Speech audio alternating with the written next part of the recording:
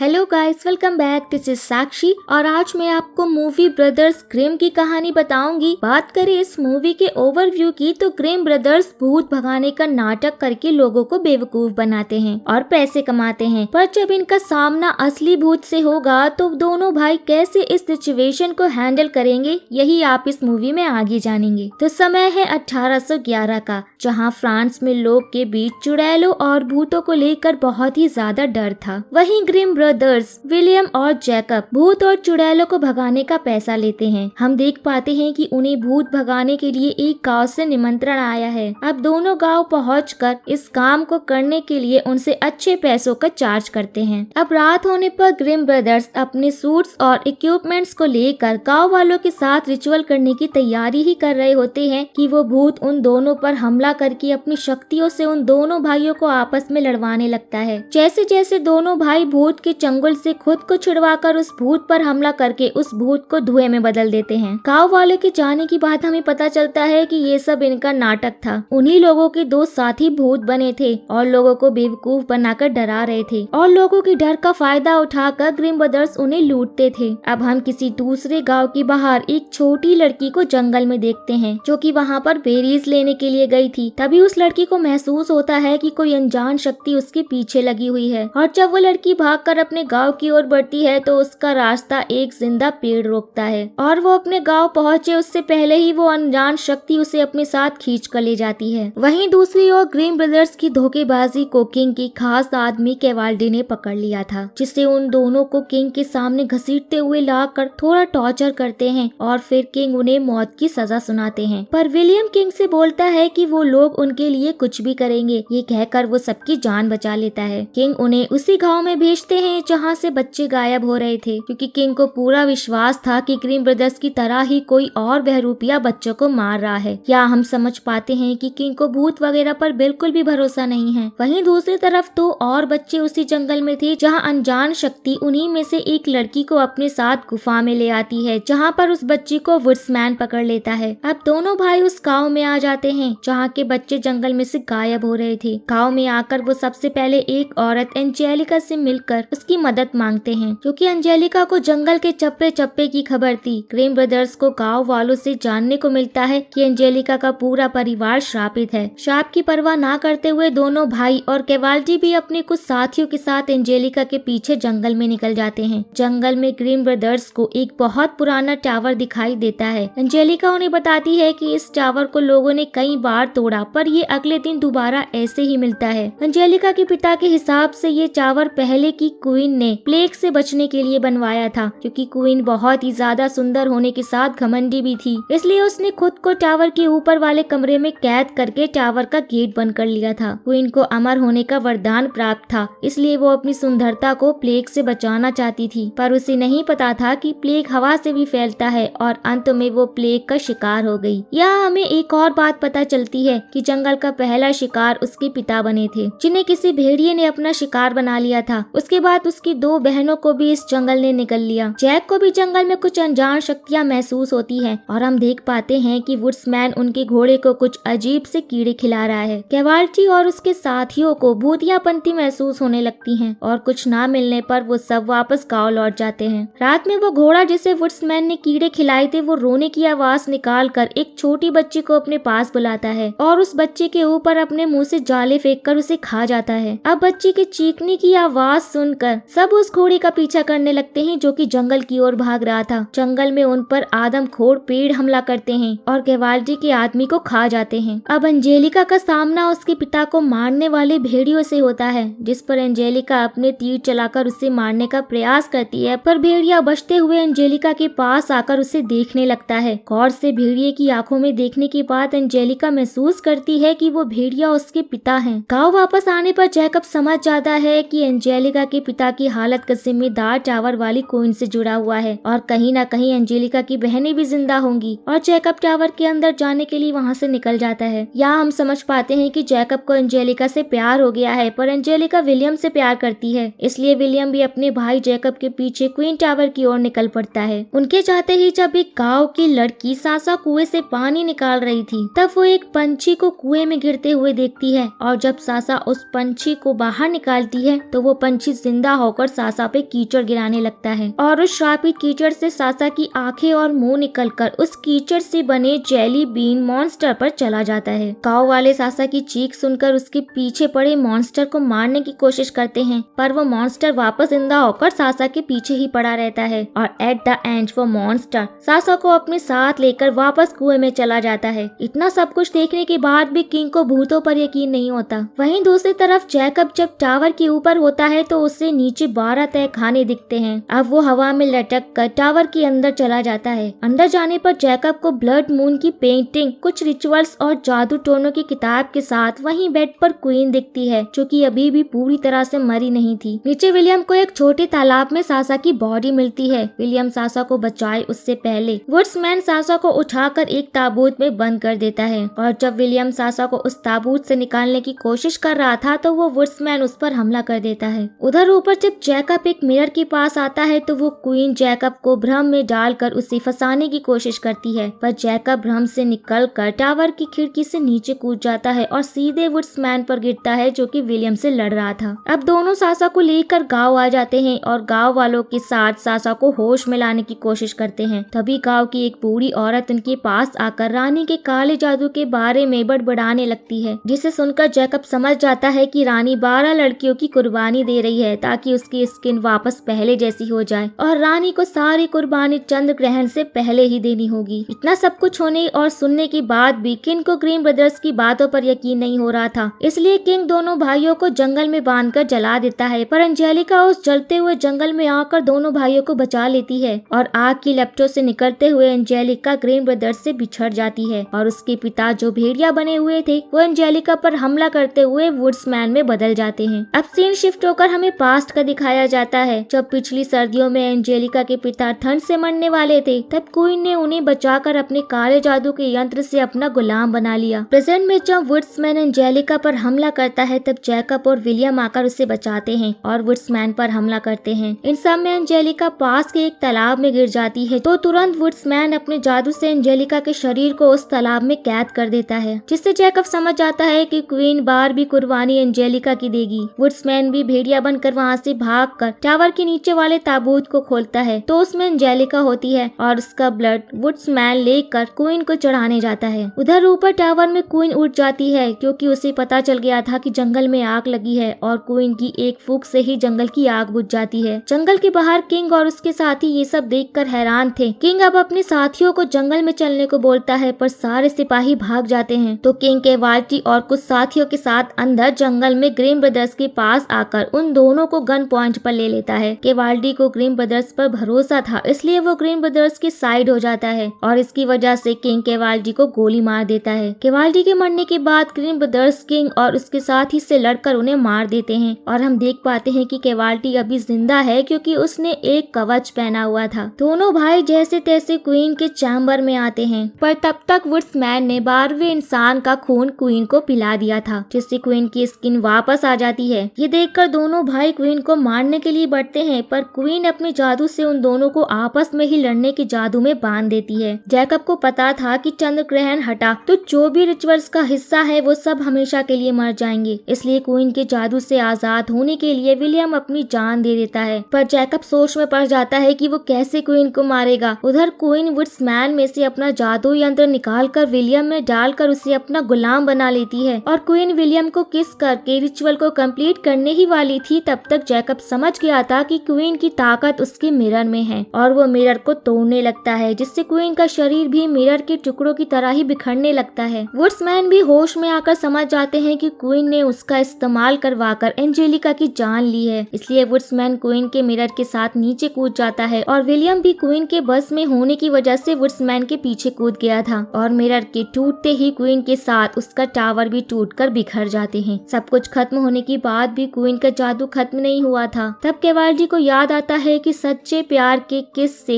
इस जादू को तोड़ा जा सकता है और फिर जब जैकब एंजेलिका को किस करता है तो वो होश में आ जाती है और वो विलियम को किस करती है, जिससे विलियम भी नॉर्मल हो जाता है। अब वो सब सारे बच्चों को लेकर गाँव में आते हैं और क्वीन के श्राप से आजाद होने का जश्न मनाते हैं। लास्ट सीन में अब हम एक पंछी को क्वीन की मिरर का टुकड़ा ले जाते हुए देखते हैं। मे बी वो क्वीन खुद को किसी जादू से वापस जिंदा कर सके और यहाँ पर ये मूवी एंड एंड हो जाती है। सो गाइस, अगर आप लोगों को वीडियो पसंद आया हो तो लाइक एंड कमेंट करना मत भूलिएगा। अब हम मिलते हैं नेक्स्ट वीडियो में, तब तक के लिए take care and tata bye bye.